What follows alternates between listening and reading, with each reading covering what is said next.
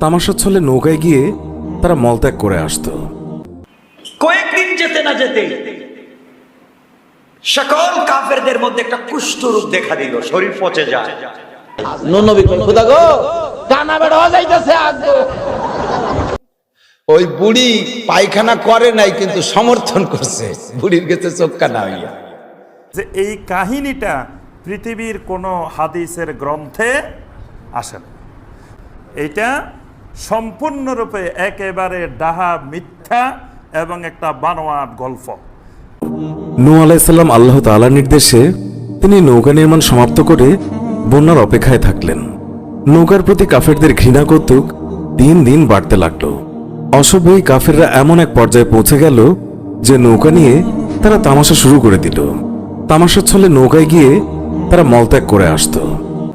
মুসলমানগণ সংখ্যায় ছিল মাত্র 40 জোড়া এবং কাফের ছিল অসংখ্য। সে কারণেই কাফেরদের এই বেয়াদবি কোনোভাবেই প্রতিরোধ করার ক্ষমতা তাদের ছিল না। ওই সকল মুসলমান তখন শুধুমাত্র দোয়াই করত যে কাফেরদের উপর কুষ্ঠরোগ ছড়িয়ে পড়ুক। কিছুদিন যেতে না যেতেই কাফেরদের মধ্যে কুষ্ঠরোগ দেখা দিল। একদিন একটি লোক নূহ আলাইহিস সালামের নৌকায় গেল পায়খানা করতে। নৌকার পায়খানা তখন ছিল কানায় কানায় ভরা। সেই সময় সে পা পিছলে একেবারে পায়খানার ভিতর পড়ে গেল। পায়খানার ভিতরে হাবুডুবু খেয়ে কোনো রকমে সে নৌকার উপরে উঠে আসলো। তারপর বাড়ি গিয়ে ঘা ধুয়ে দেখে তার কুষ্ঠরোগ ভালো হয়ে গেছে। আল্লাহ নির্দেশে নৌকার কাজ সমাপ্ত করলেন। কাজ যখন সমাপ্ত হয়ে গেল, কয়তলা নৌকা?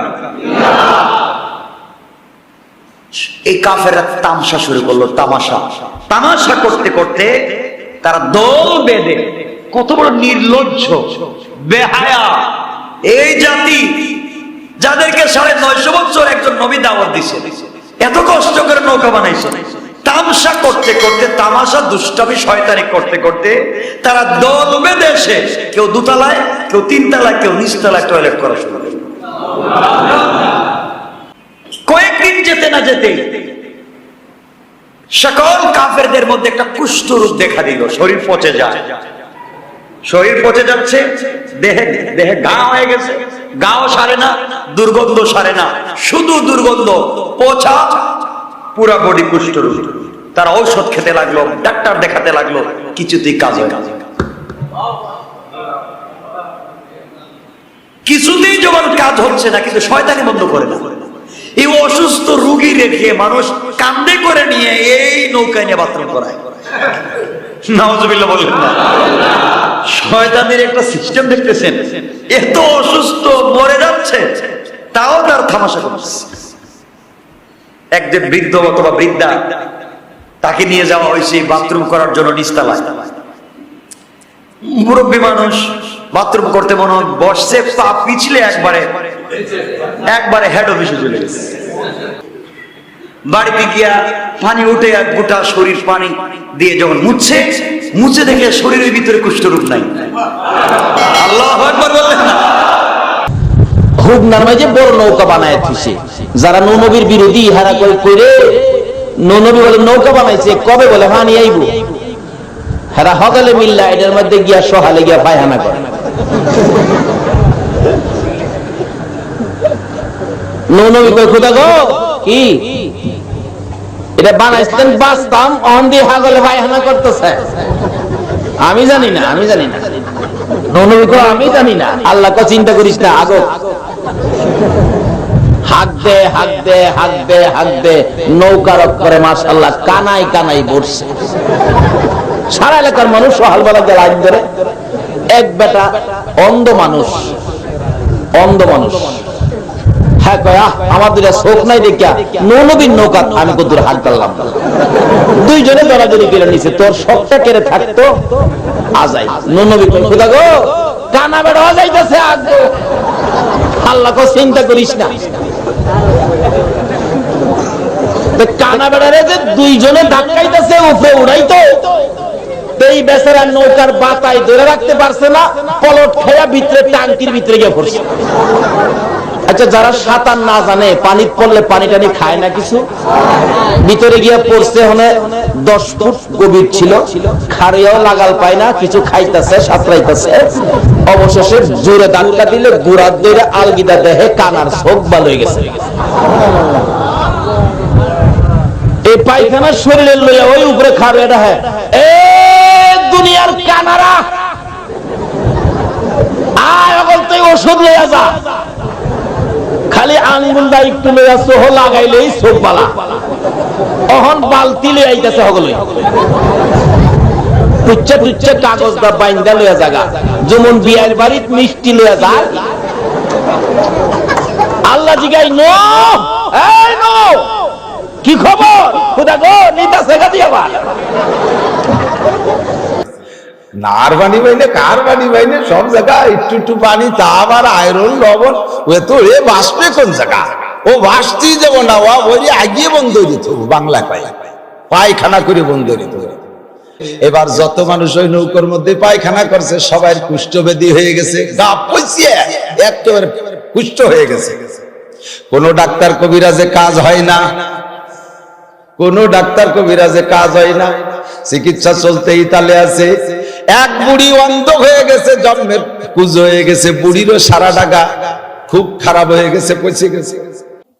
ওই বুড়ি পায়খানা করে নাই কিন্তু সমর্থন করছে, বুড়ির গেছে চোখকা না হইয়া, সারা গাতে কুষ্ঠবেদী হয়েই গেছে বুড়ি। তারপরও বলতেছে তোরা নুহুর নৌকো ভরে পায়খানা করিয়া ভগবানের কাছে একটা মর্যাদা পাবি, আমি বার্ধক্যজনিত কারণে দুর্বল হয়ে গেছি, এর কারণে অত উঁচু নৌকায় উঠে পায়খানা করতে পারলাম না, তোরা আমাদের কোনো মতে ডালির পরে একটু বসাই দে, যা একটা কিছু করিয়ে আসি যাতে আখেরাতে কিছু পাই।